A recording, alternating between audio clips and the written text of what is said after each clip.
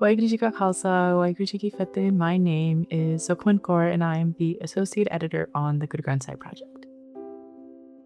We are excited to announce the release of the annotation of 2 compositions by Bhagat Jaidev Ji, who is one of the 15 revered Bhagats or devoted beings whose Bani is included in the Guru Granth Sahib. Bhagat Jaidev Ji was a renowned court poet from Western Bengal, which is sort of modern-day India, in the 12th and 13th century, and was born into the Hindu Brahmin lineage and is commonly associated with the Vaishnav or Vaishnavite tradition. For context, Vaishnavism is a Hindu devotional tradition centered on Vishnu and his various avatars, and Brahmin is like the learned or elite Pandit class, the so-called upper caste in the Hindu caste stratification system of the 4 castes.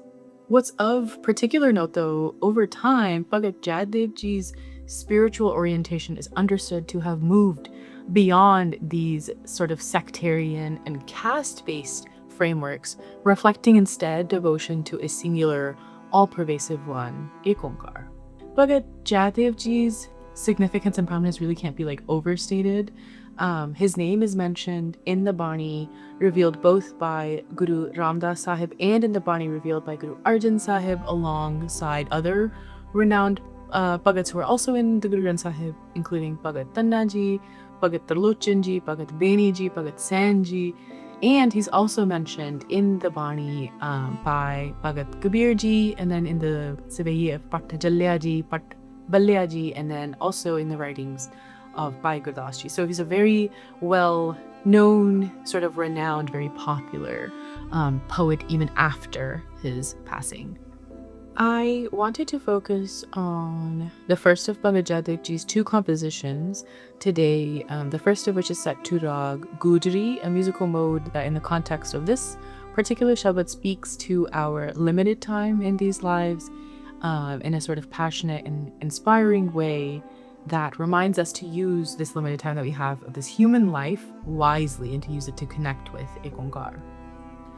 There is a Rahul line in this composition, and I do encourage you to explore the Shabad in its entirety and sit with the Rahul line, in particular the pause line. But I was really struck by the 3rd stanza of this composition by Bhagat Jaidev Ji. The original Gurbani is Lo bad drist par grihang jad bid achanang taj sakal dohkrit durmati paj chakradar sarnang. The team translates this as greed and other vices, gaze at another's house, renounce this conduct, which is contrary to propriety. Renounce all the wrong deeds, flawed understanding, run into the refuge of the Chakradar.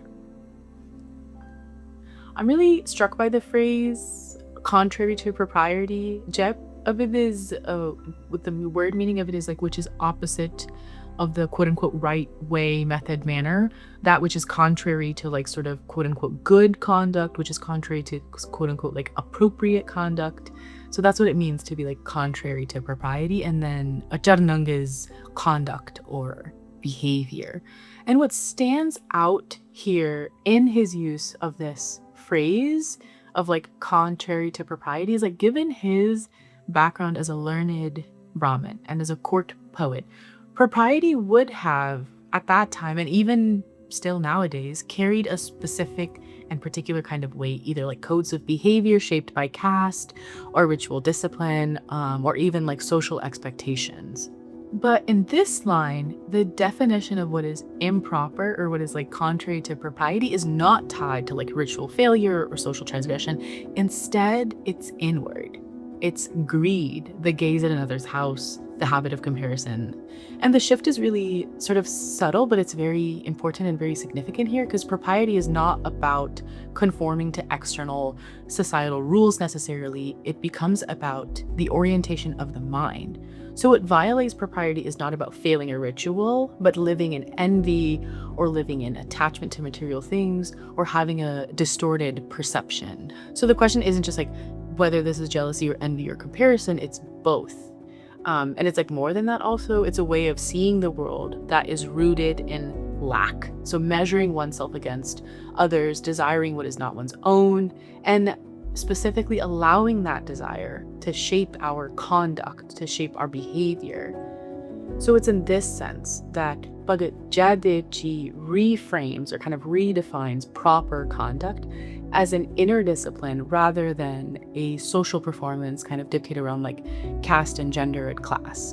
And what's more is the resolution that Bhagat Jaidev Ji offers in this Shabad, the sort of point at which it's like, okay, like now what? Like, what do I do? Follows the same logic. So it's not about like this like sort of like aggressive or like violent sort of inner discipline that's like that was popular at the time in like yogic disciplines and like kind of controlling and dominating and like conquesting the body. Here it's less about like physical safety or refuge and more about trust and surrender. And that line Pad Chakradar Sarnang is kind of so to say like Tere basti gal nahi. It's not up to you, it's not within your control. Like let it go and run into the sanctuary or run into the refuge of the one. Like that's the only way, really. That's the only support that you have. Abandon that like misguided thinking, abandon those misdeeds to seek that refuge. And I think that if we can trust and surrender to the one can help us overcome our greed and our ego and our anger and our envy and our biases, all of these things that Bhagat Jaidev Ji is describing as contrary to propriety. And it's when we seek the refuge in IkOankar, through the identification as described in this composition, through the Nam of IkOankar, that reflection and humility, that's when we open ourselves up to transformation, the kind of like paradigm shifting transformation that Bhagat Jaidev Ji experienced in his time. I find the themes in Bhagat Jaidev Ji's compositions, both this one and the second composition, to be really compelling and really relatable. These compositions really speak to this sort of overarching pattern among all faith traditions where prescription and discipline take priority over cultivating a sort of inner or internal loving connection or sort of relationship with IkOankar. So I really invite you to, take some time to read through these two Shabads. We, of course, as always, have literal translation, interpretive transcriptions.